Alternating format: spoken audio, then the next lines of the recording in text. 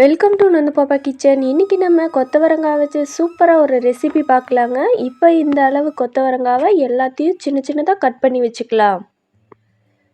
அதுக்கு பிறகு stove on பண்ணி இந்த மாதிரி ஒரு சட்டி வச்சுக்கலாங்க. சட்டி நல்லா சூடானதுக்கப்புறமா 2 ஸ்பூன் கடலெண்ணெய் சேர்த்துக்கலாம்.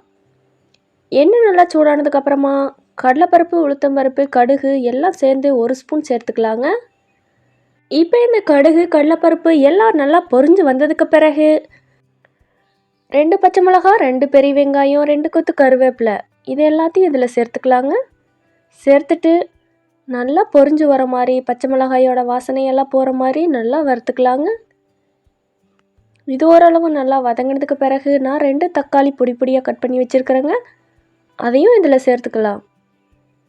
சேர்த்துட்டு தக்காளி வதங்குறதுக்காகவும் இந்த காய் வதங்குறதுக்காகவும் இப்போவே 1 டேபிள் ஸ்பூன் உப்பு சேர்த்துருக்குறேங்க. உப்பு சேர்த்து வதக்கும் போது தக்காளி சீக்கிரமாகவே வதங்கி வந்துடும். தக்காளி வதங்கினதுக்கு பிறகு 1 ஸ்பூன் மஞ்சள் தூள் சேர்த்துக்கலாங்க. மஞ்சள் தூள் சேர்த்ததுக்கப்புறமா எண்ணெயிலேயே நல்லா வதக்கி விட்டுருலாங்க. இப்போ 1 ஸ்பூன் மல்லித்தூள் சேர்த்துக்கலாங்க.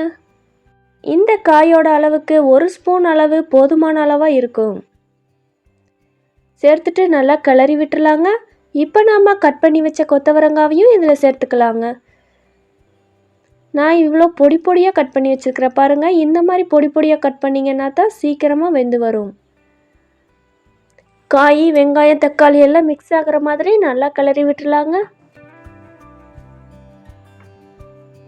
நீங்கள் கொத்தவரங்காக வேக வச்சு சேர்க்குறீங்க அப்படின்னா முதல்லையே குக்கரில் வேக வச்சுட்டு அப்புறமா கூட தாளிச்சுக்கலாம். நான் ரொம்ப பிஞ்சு காயாக இருக்கிறதுனால அப்படியே வேக வச்சுருவேங்க. தாளித்து விட்டு அப்படியே வேக வைக்க போகிறேன். இப்போ காய் மூழ்கிற அளவுக்கு மட்டும் தண்ணி ஊற்றிக்கலாங்க. இது மூடி போட்டு மூடிட்டு ஒரு 5 நிமிஷம் நல்லா கொதி வந்துருங்க. பாருங்கள், இந்த மாதிரி நல்லா ஓரளவு கொதி வந்துடும். இது நல்லா தண்ணி எல்லாம் சுண்டுற வரைக்கும் வெயிட் பண்ணலாங்க. பாருங்கள், இந்த மாதிரி நல்லா தண்ணி சுண்டி வந்ததுக்கப்புறமா நான் அரை மூடி தேங்காய் துருவல் சேர்த்துருக்குறேங்க. நீங்கள் உப்பு, காரம் எல்லாம் செக் பண்ணி பார்த்துட்டு நல்லா தண்ணி ஓரளவு சுண்டினதுக்கப்புறமா தேங்காய் துருவல் சேர்த்துக்கலாங்க. இன்னும் கொஞ்சம் தண்ணி இருக்குது. தேங்காய் துருவல் சேர்த்ததுக்கு பிறகு ஒரு 2 நிமிஷம் இந்த தண்ணியெல்லாம் நல்லா சுண்டுற மாதிரி பார்த்துக்கோங்க. தேங்காய் துருவல் சேர்த்ததையும் உடனே எடுத்துடக்கூடாதுங்க. இந்த மாதிரி ஒரு 2 நிமிஷம் இருந்தாவே ஒரு தனி டேஸ்ட்டாக இருக்குங்க. அவ்வளோதாங்க, நம்ம கொத்தவரங்காய் பொரியல் சூப்பராக ரெடி ஆயிடுச்சு. இந்த கொத்தவரங்காய் பொரியலை நீங்கள் ஒயிட் ரைஸ் கூட சாப்பிட்றதுக்கு ரொம்பவே அருமையாக இருக்கும்.